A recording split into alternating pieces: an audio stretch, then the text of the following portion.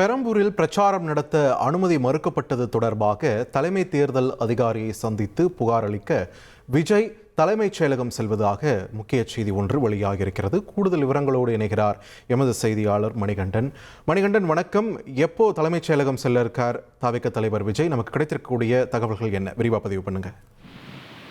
தமிழக வெற்றி கழகம் சார்பில் சட்டமன்ற தேர்தலில் போட்டியிடக்கூடிய வேட்பாளர்களை ஆதரித்து நேற்று பெரம்பூர்ல இருந்து தமிழக வெற்றி கழக தலைவர் விஜய் பரப்புரை மேற்கொள்வதாக திட்டமிடப்பட்டிருந்தது. அந்த நிலையில இறுதி நாள்ல, அதாவது 24 மணி நேரத்துக்கு உட்பட்ட நேரத்தில் அனுமதி கிடைக்க வேண்டும் என்ற விதிக்குட்பட்டு இன்று செய்ய வேண்டிய பரப்புரைக்கு நேற்று அனுமதி மறுக்கப்பட்டிருந்தது.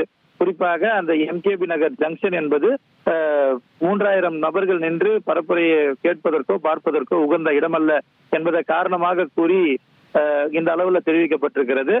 இந்த நிலையில பல்வேறு விஷயங்கள் இது தொடர்பாக பேசுபொருளாகி இருந்த நிலையில கட்சியுடைய முக்கிய நிர்வாகிகள் மட்டத்திலான ஆலோசனை கூட்டம் நேற்று கட்சியுடைய தேனாம்பேட்டை அலுவலகத்துல நடைபெற்றிருந்தது. உடனடியாக தேர்தல் ஆணையரை சந்திப்பதுதான் அவர்களுடைய திட்டமாக இருந்தது. இந்த நிலையில மாற்று தேதிக்கு முதல்ல விண்ணப்பிப்போம், அடுத்த கட்ட நடவடிக்கைகளை எடுத்துக்கொள்வோம் என முடிவெடுக்கப்பட்டு இன்று தமிழக வெற்றி கழக தலைவர் விஜய் தலைமைச் செயலகத்திற்கு வந்து தேர்தல் ஆணையரை சந்திப்பதற்கு திட்டமிட்டிருக்கிறார்.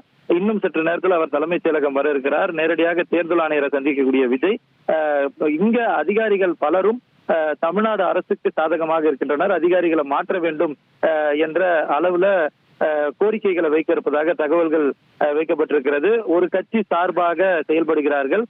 அந்த சார்பற்ற நிலையில கட்சியுடைய அதாவது தேர்தல் ஆணையத்திற்கு உட்பட்டு விதிகளுக்கு உட்பட்டு காவல்துறையோ அல்லது அதிகாரிகளோ செயல்பட வேண்டும் என்ற கோரிக்கைகள்ல தேர்தல் ஆணையரை சந்தித்து தமிழக வெற்றி கழக தலைவர் விஜய் வைத்திருப்பதாக நமக்கு தகவல்கள் கிடைத்திருக்கிறது.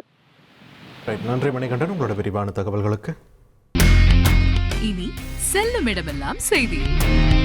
தந்தி டிவியின் வாட்ஸ்அப் சேனலை ஃபாலோ பண்ணினா செல்ல இருக்கும் இடமெல்லாம் செய்தி. இதோ QR கோட் இப்பவே ஸ்கேன் பண்ணுங்க, ஃபாலோ பண்ணுங்க.